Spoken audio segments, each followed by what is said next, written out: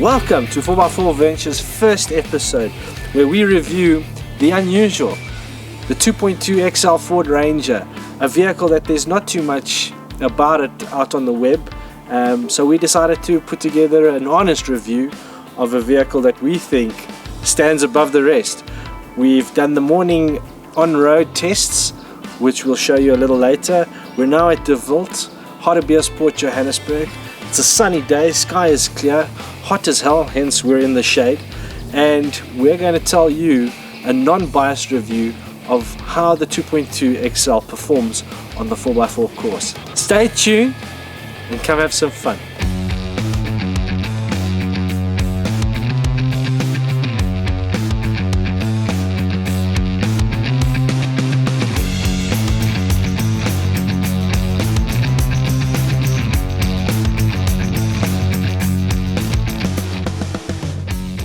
On the road, the Ford Ranger 2.2 XL feels somewhat sluggish when it comes to power delivery. You have to drive the vehicle harder in order to get to that perfect median where the power kicks in. Another thing I've realized is that there's quite a bit of turbo lag from third gear onwards in the 2.2, and I don't know if this is just an oversight or a way or means to controlling the emissions regulations. But with that being said, the vehicle does feel comfortable. You know, the ride is comfortable, the seats are comfortable. I can't imagine getting driver's fatigue in the 4x4 double cab range. It doesn't feel like yes, you've got the ground clearance and you're overlooking other vehicles, but it handles and feels very much like a car would. So, you know, my opinion of the vehicle is that whilst it might be a bit sluggish in terms of power delivery and matched with the turbo lag, it is a comfortable ride. The suspension to me does feel somewhat delayed, but you must remember that this is a heavy chassis. It's a heavy body. The vehicle is heavy, and you know, you need to have that firm suspension to, you know, assist for anti-roll or sway when going around corners. So that would be my presumption when it comes to Ford suspension. Overall, it's 118 kilowatts of power to the wheels, 385 newton meters of torque. Those are pretty big figures when you're talking about a 2.2 turbocharged diesel. So, across the range, Ford's goal was to make all the Rangers feel like they were smart, built tough. And this is evident in the 2.2 XL 4x4 manual. It has a host of features on the interior, almost too much to go through. But this is what counts. Ford's in-car connectivity using Sync 2. Now this was standard on the first batch of Rangers released, but now the XL comes standard with Sync 1. Steering controls that manage calls in, skip track, manage heads-up display, and controls the center console display. Electronic stability control, which integrates with traction control. Hill assist, hill descent control, adaptive load control, trailer sway control, and ABS, which includes emergency brake assist and electronic brake force distribution. It also comes with 12-volt power point plugs, both front and rear. Now, when the Ford Ranger facelift was released at year-end of 2015, it was soon realized that many improvements were made, from a newly styled front grille, improved engine efficiencies, and higher levels of refinement across the range. The 2.2 XL manual has a host of features that make it, in our opinion, a great 4x4 on and off-road vehicle. As it is the bottom of the range vehicle, this is what counts. It is an inline 4-cylinder engine that distributes an impressive 118 kilowatts and 385 newton meters of torque. The 6-speed manual gearbox is great, but not perfect. With a slow-to-react third gear on the road, drivers will feel somewhat cheated in the power department.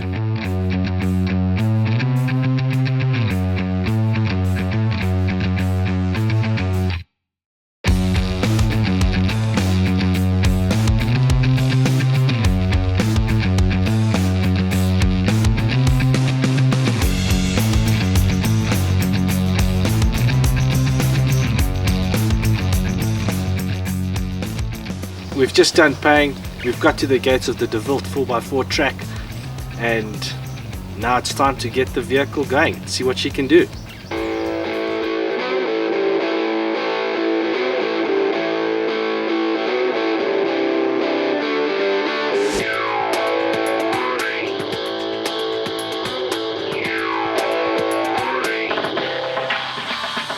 So we're at DeVilt's first technical challenge. It's an axle twister. It's the infamous Bobbejaan Sekiri, and the intention is to put the 2.2 XL into 4 low, activate rear diff lock, and see what she can do. So that's Bobbejaan Sekiri, and from this angle, from where I sit as the driver, I mean, that's truly phenomenal. And the 2.2 in 4 low with rear diff activated, did it both up and down. I used the downhill assist function, and I think I only grated the rear end of the vehicle maybe once, and that was just at the start here.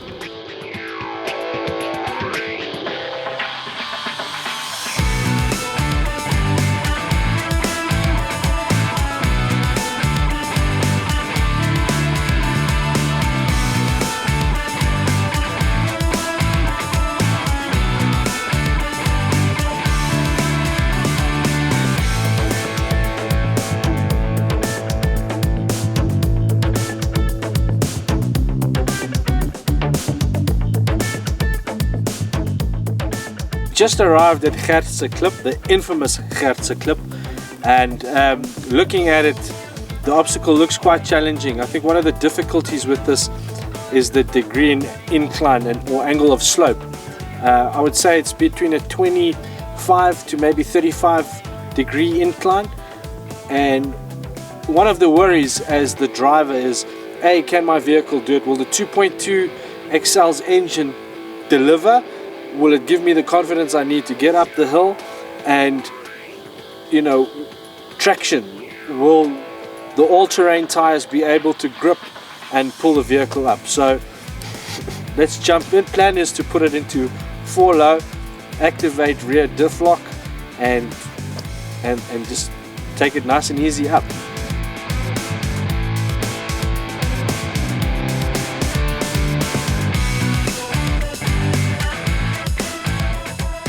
The infamous Gertseklip. Well, I tell you, if this doesn't put the shits up you, then I don't know what will. Because quite frankly,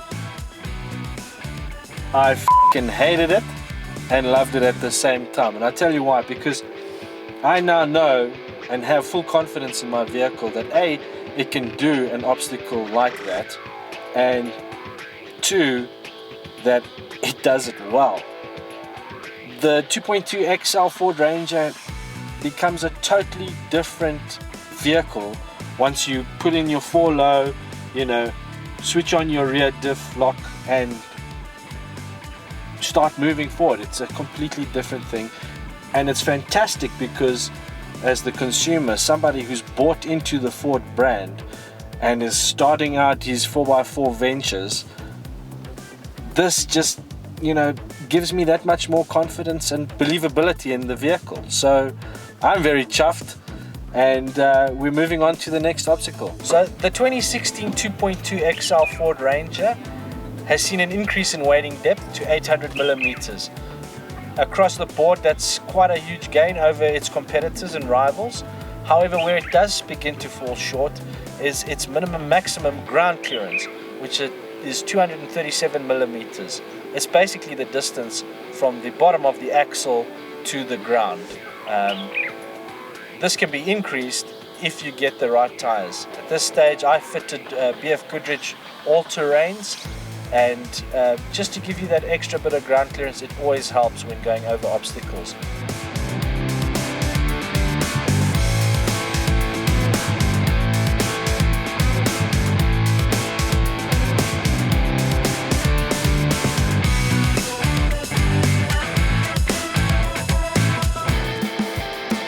So our first 4x4 ventures has come to an end, and in conclusion, I thought, well, how would I basically surmise a review on the vehicle, being as neutral and impartial as I possibly can. It is my vehicle, so it's made it a little bit harder, but I thought of coming up with 5 dislikes and 5 likes. The first dislike that I'm not a fan of is its fuel consumption. A selling point to the vehicle is that it can get a 6.9 litre per 100 kilometer average. I haven't been able to do that. The best that I've done is 10.5 litres per 100 kilometers. The second thing that I dislike about the vehicle would be the finishing. Some finishing on the plastics on the interior is, a little wobbly. Some places just look like they could have a little bit more finesse and feel a little bit more solid. My third dislike would be, and probably the biggest dislike, would be the third gear. I find it very slow to power. I find that the power ratio isn't right for the third gear, and just in general the power delivery system on the Ford Ranger 2.2 XL is somewhat lacking, to be honest. The fourth thing I dislike, you probably could tie this with the power delivery system, is the turbo lag. I find that it's not immediate. I find when you put your foot down on the accelerator, I find that you just don't get the turbo charge that you need. So that would have to be my fourth thing. And fifth thing, as anal as it might be, is the ignition plug-in point for the key. It could do with a blue ring around just to light it up. I mean, at night time when you put your key into the ignition, you can't see it, and it just feels like a piece of metal just bolted on. And it just goes to confirm my fact that they've shaved a couple of corners, maybe skimmed a couple of processes just to keep the cost down. My 5 likes, wow, this one was a little easier, because what's not to like on the 2.2 XL? My first and biggest would be the fact that it's a 4x4, and that it's allows me the opportunity to go out there and do what I want to do.